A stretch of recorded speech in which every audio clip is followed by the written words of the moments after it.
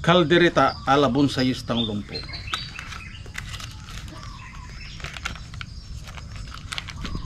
So, para minus trabaho, nilagay ko na lahat dito yung aking sangkap. So, wala nang sit aside dyan.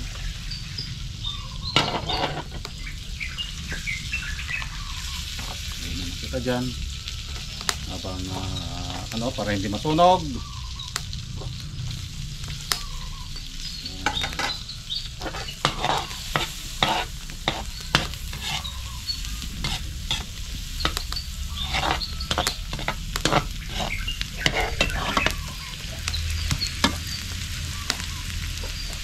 Ilagay mo na rin yan.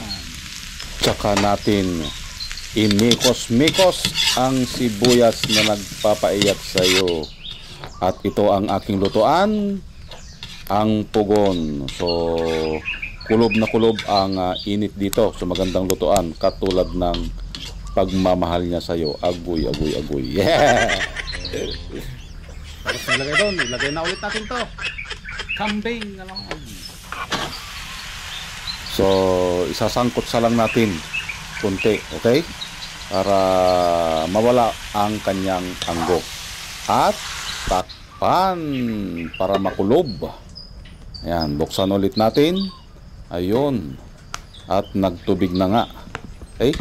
So, lalagyan lang natin dito ng kunting toyo. Okay? Para dagdag alat sa ating pinapalambot na karne ng kambing. Ayan, lagyan ng toyo. Parang siya may ganon. May toyo.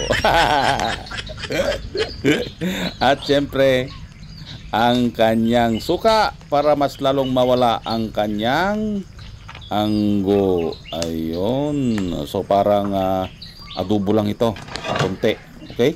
At lagyan ng dahon ng laurel. Ayun. Para mas lalong bumango ang ating niluluto.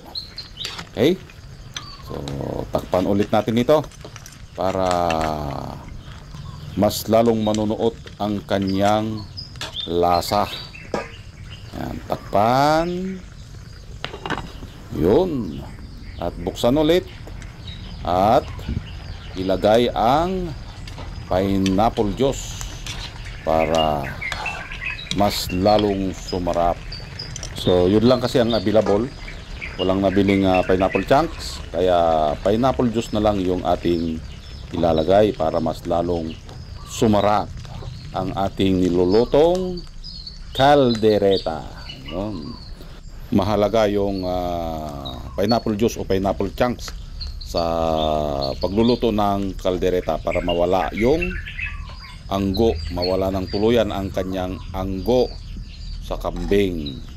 Okay? So, mikos-mikos para manuot ang lasa. Okay? And then, lagyan natin ng kunting chili powder. Ayan, para may kagak kunti ang anghang. Ayan, para mas lalo kang ganahan kumain. Ayun. At takpan, buksan ulit, and then yun na, kumukulo na. So, mikos-mikos ulit para makita natin kung ano na yung pinalalagyan ng karne. Ayun, at medyo malambot na nga dyan ang karne. So, ilagay na natin ang patatas at ang carrots na makulay. Yun. At lagyan na rin natin ng tomato sauce. At yun ang pinaka-importante sa caldereta, ang tomato sauce, na mas lalong nagpapasarap ito sa ating nilulutong caldereta. Yun. So nakikita nyo naman yung kanyang itsura. Parang masarap na siya. Parang siya, agoy, agoy, agoy, agoy. At taktakan ng dalawang liver spread. Ito pala ay nilagyan natin ng ng peanut butter. So optional lang yon kung gusto mong lagyan konti ng peanut butter para mas lalong malinamnam. Yon, nilagyan ko kanina, hindi ko lang pinakita. Okay? Yun. Itsura pa lang. Matatakam ka na. Yun. So, takpan ulit natin kapag kumulo. Ayun. At ilagay na natin yung bell pepper. Yun. So, kumpleto na ang kanyang ingredients dahil luto na ito. Okay? So, kunting halo-halo lang para maghalo-halo yung mga nilagay nating mga ingredients ng ating kalderitang kambing. So, ganito na din ba magluto ng kalderita? At ito na ang kanyang itsura. Yun, ang kanyang sabaw. Oh. Sabaw pa lang, ulam na. Yun. So, shout out nga pala sa mga mahilig magluto at kumakain ng kaldereta. At maraming salamat at nakarating na naman tayo sa dulo ng aking video. Hanggang sa muli, maraming salamat. Bye-bye!